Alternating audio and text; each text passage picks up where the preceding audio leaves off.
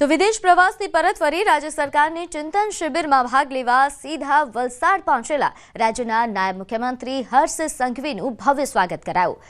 Valsad railway station પર સાંસદ ધવલ પટેલ અને ભાજપના અગ્રણીઓએ તેમનું સ્વાગત કર્યું। અમદાવાદમાં કોમનવેલ્થ ગેમ્સનું યજમાન પદ મળતા રાજ્યમાં ઉત્સાહનો માહોલ છે, ત્યારે વલસાડ પહોંચી હર્ષ સંઘવીએ આ યજમાન પદ મળવા બદલ ખુશી વ્યક્ત કરી અને પ્રધાનમંત્રી નરેન્દ્ર મોદી તેમજ મુખ્યમંત્રી ભૂપેન્દ્ર પટેલનો આભાર માન્યો। કાલે દુનિયાના 72 દેશોએ કોમનવેલ્થ 2030ની મેજબાની એ ભારત દેશને અમદાવાદ કોમનવેલ્થ 2030 તરીકે આપી છે। સૌ યુવાઓ વતી હું દેશના પ્રધાનમંત્રી શ્રી નરેન્દ્રભાઈ મોદીજીને ખૂબ ખૂબ આભાર માનું છું કે એમના દૂરંદેશીના કારણે જ આજે આપણે આટલા મોટી ટુર્નામેન્ટ કરવાનો અવસર પ્રાપ્ત થયો। ખેડા સંસદીય વિસ્તારમાં યોજાનારા ત્રીજા સાંસદ ખેલ મહોત્સવ 2025નો શુભારંભ HND પારેખ હાઈસ્કૂલના પ્રાંગણમાંથી શુભારંભ થયો। સાંસદ દેવુસિંહ ચૌહાણના હસ્તે પ્રારંભ થયેલા આ મહોત્સવમાં વિવિધ 8 રમતોની સ્પર્ધાઓ માટે હજારો રમતવીરોએ નામ નોંધણી કરાવી છે। આ પ્રસંગે અમૂલ ડેરીના ચેરમેન વિપુલભાઈ પટેલે રમતમાં ખેલદિલીના મહત્વ પર ભાર મૂક્યો। આ મહોત્સવ ફિટ યુવા ફોર વિકસિત ભારતની થીમ સાથે યોજાઈ રહ્યો છે। ખેડા લોકસભામાં કાયમી વ્યવસ્થા ઊભી થઈ છે, એટલે અમને પણ આ રમતગમત બહુ સરળતાથી વધુમાં વધુ લોકો સુધી આ સ્પર્ધાઓ કરવાનું આયોજન થયું છે। ત્યારે એક નવો વિચાર એ પણ આવે છે કે હવે અમે સાંસદ મ્યુઝિક સ્પર્ધા પણ કરીશું। તો કોંગ્રેસ પ્રદેશ પ્રમુખ અમિત ચાવડાની જાહેરાત જન આક્રોશ રેલી બાદ હવે નશા મુક્ત અભિયાન શરૂ કરાશે।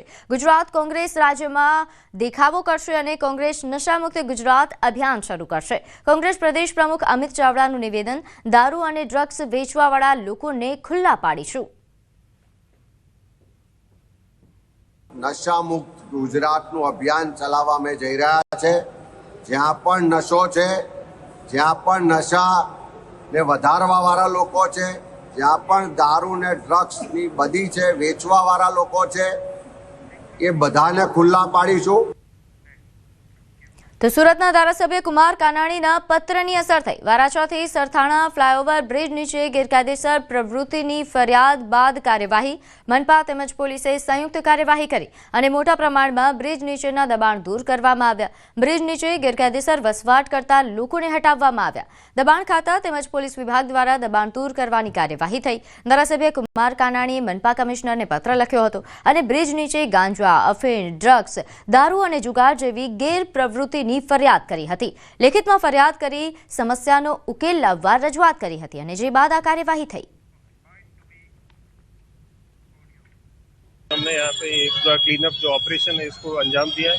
साथ ही के साथ पूरे जोन 1 के सारी पुलिस स्टेशन में, जिसमें Gakodra police station, Sarthana police station आती है, इनके नीचे भी जो ब्रिज के नीचे जो लोग गैरकायदेसर तरीके से रहते हैं उनका भी हम क्लीन अप ऑपरेशन हम आज कर रहे हैं।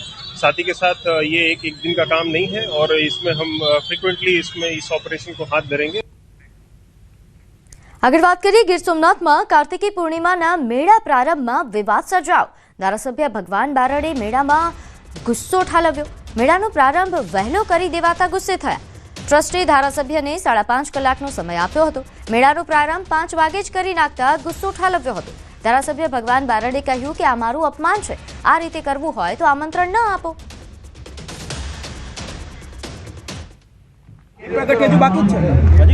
દીપ પ્રાગટ્યનો શોખ નથી, સમય મર્યાદાનો છે।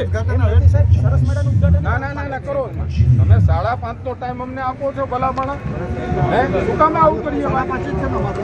ના પણ એમાં સાહેબ 5:30 નો ટાઈમ આપ્યો। અમે હું મારી જિંદગીમાં ટાઈમ ટેબલમાં માંડારો માણસ છું, મને વાંધો નથી। અમે 5 મિનિટ લેટ આવ્યા હોય તો અમને કહી દેવું જોઈએ કે આ વસ્તુ કરી નાખો, આપણે કરવાનું બાકી છે। બિલકુલ શોખ નથી। તો મેળાનો સમય એ જે આપવામાં આવ્યો હતો તેના કરતાં પહેલા પ્રારંભ કરી દેવાતા ધારાસભ્ય બગડ્યા હતા અને ગુસ્સે થયા હતા અને રકઝક થઈ હતી, જેનો આ વિડીયો સામે આવ્યો છે।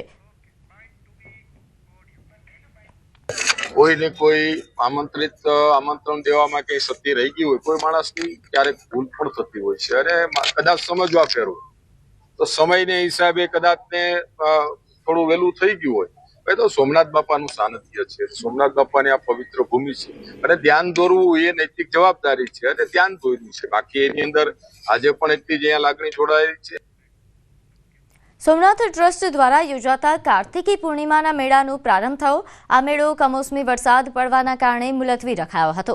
આ 5 દિવસીય કાર્તિકી પૂર્ણિમાનો મેળો એ વર્ષ 1955થી યોજાય છે.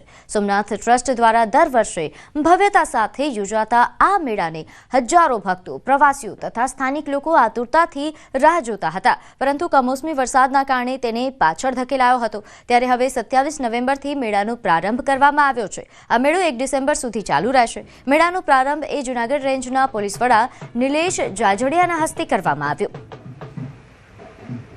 તો સોમનાથ ટ્રસ્ટ કે જે દર વર્ષે આ મેળાનું આયોજન કરે છે અને ખૂબ જ ભવ્ય મેળાનું આયોજન થતું હોય છે, જેની રાહ અહીંના સ્થાનિકો આ ઉપરાંત જે ભક્તો અહીં આવતા હોય છે, પ્રવાસીઓ આવતા હોય છે, તે જોતા હોય છે. કમોસમી વરસાદના કારણે મુલતવી રખાયેલો મેળો હવે આખરે પ્રારંભ થઈ ગયો છે. ડિસેમ્બર સુધી, 1 ડિસેમ્બર સુધી આ મેળો ચાલશે. આ વર્ષે વરસાદના કારણે આ મેળો મોડો યોજવો પડ્યો છે અને આ મેળાનો આજે શુભારંભ કર્યો છે. કીર્તિદાન, માયાભાઈ આહિર, સત્વના ત્રિવેદી, બહાદુર ગઢવી, હિતેશ અંટાળા જેવા અનેક ખ્યાતનામ કલાકારો આ મેળા દરમિયાન પોતાનો સાંસ્કૃતિક કાર્યક્રમ પીરસશે. મેળો હર વર્ષે તો કાર્તિક પૂર્ણિમાનો થતો હોય છે, પણ આ વખતે વરસાદને કારણે થઈને થોડું લેટ થયું છે, એટલે ખૂબ સુંદર મેળાનું આયોજન છે. કેશુબાપા વખતથી આ મેળો ચાલુ છે. મેળો બહુ જ સરસ